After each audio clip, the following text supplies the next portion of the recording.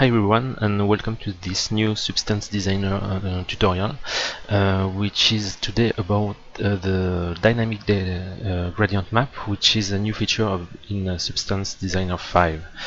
So what is the gradient dynamic? It's a new node that you can find by typing on the spacebar, and it's called gradient dynamic. So here it is. So what is it exactly? Because before in Substance Designer 4 we have the gradient map, and it's still present in the Substance 5.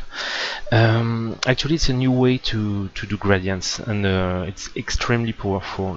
If you have had the chance, Wes McDermott made a presentation of how it works, and he showed a use of it in 3 minutes, and it was really useful. I'm going to show another use that you can do with that. So basically how it works is you have a grayscale input to, so it's like the gradient map that you just plug, and after you have a gradient input. So what's the difference between the regular one?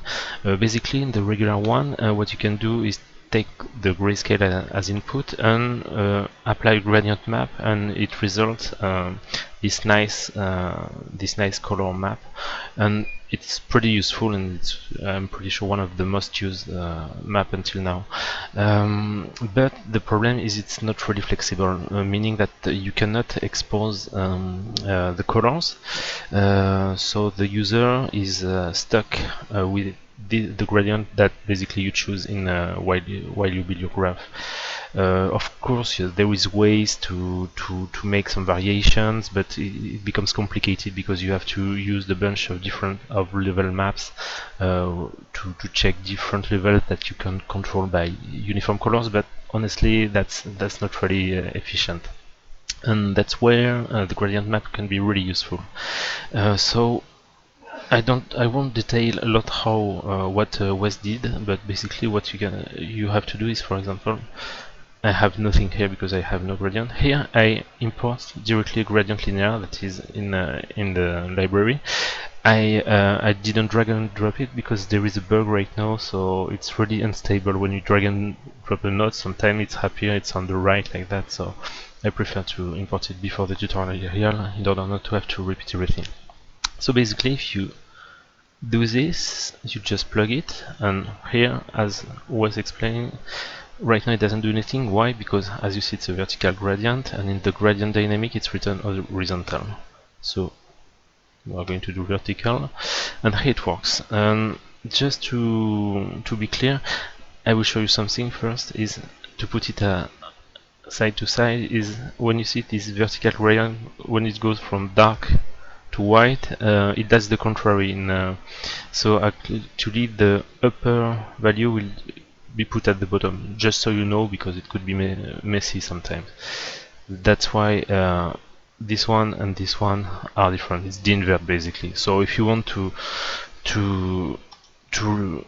fix that, what you can do is you just take this and you do a 180. Did I do it? Yeah, so right now you have exactly the same one. But of course it's not super interesting this way because we have the same thing. So I will clean a bit right now, so we know that we have the gradient map. But the cool thing is, as we say, what would be cool is to be able to change the values. So first, what you can do is to put 2 uniform colors and make the gradient before. So if I take one uniform color, I will put it, let's put it pink. Everyone loves pink. And let's do another one. Spacebar, and you can directly type hue, and we are going to make something pink. And this, what you can do, I try to look. I will cheat because I did it here. Don't look at what I do now. I did something different, but it's okay. Actually, you know what? I will copy past that. It will help me. And as I told you, it's quite unstable right now. So here I did something a bit more complex. What would be cool, especially in game, is sometimes we like to be able to tweak the colors depending of the situation, if it's two different teams or something like that, for example.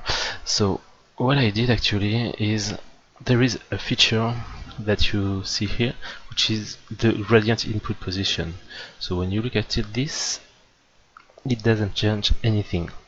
Why? Because actually what it does is it takes the once you have defined it as vertical, it just take a line in the node and define exactly which color you have. For example, I will do something here. So I will add another transform here. So and I will do a 90 degrees like that, and I will add a blend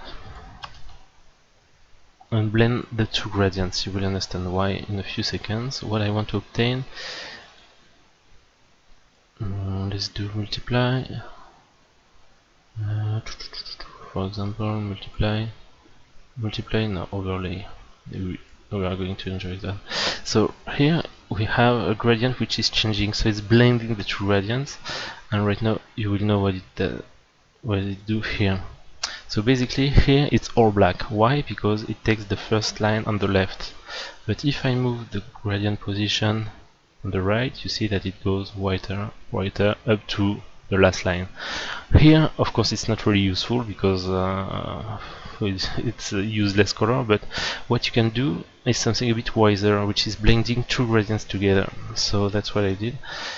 So right now I'm going to remove all this, just like as I did at the beginning, and let's look at that. For example, here I have gradient linear, which is here. I have a first gradient map. I will change it for this one because it will be something cooler. So what I do, I take this and this, I remove this, so I have this gradient here, which is really subtle. So you know what, just to make it a bit less subtle, I will diminish a bit this color, make it darker like that, so we see there is a gradient. Okay, we're happy with that. And here we have another one. Let's leave it this way. Even if it won't be realistic, it could be still interesting.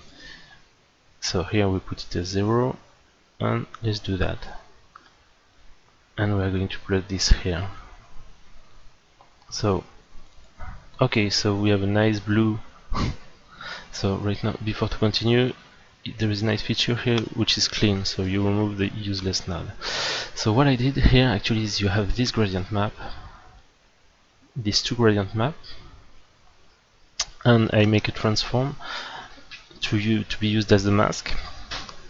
And then here with the blending mode in copy mode, thanks to the mask, what it does is we take this one, and we blend them together, which means the more you are on the left on the texture, the more it belongs to the background mask, and the more you go on the right, the more you are on the foreground. And this is really useful. Why? Because right now, when you're in the gradient dynamic, you can just go here and move. I will put the output, it will be simpler, and move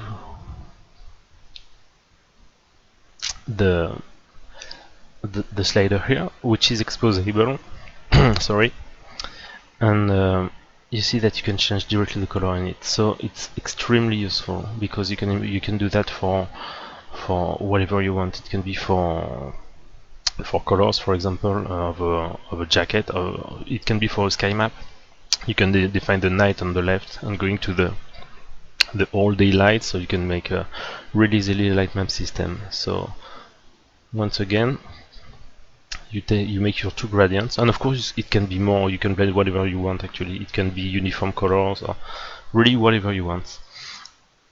And once you have done that, you use gradient linear. You make you use a transform node to rotate it 90 degrees in order to make this blend, and you then use the gradient map to do that. Sorry, the result is not beautiful, it's just for the sake of art. It's because I changed that, so I think if I do something a bit brighter like that, it will give better result. And what I will do as well is here I'll re-add my transform 2D to make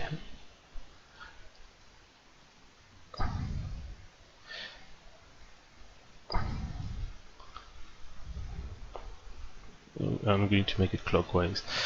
Here I have a bug, I will change it, and here I have this bug, I change it again, and it's just to be a bit more logical and use the gradient the good way. So maybe right now, gradient editor, I will invert that. Okay. So here we go. Right now you have your customizable gradient. Once again, I invite you to test it because you can do a lot of stuff with that. As I say, I think it will really help you and help your artist to have some control about the gradient and to be able to store different values for a project. So I hope you like this tutorial. If you have any question, feedback, or etc., don't hesitate to put them in the comments. Thanks a lot and have a good day.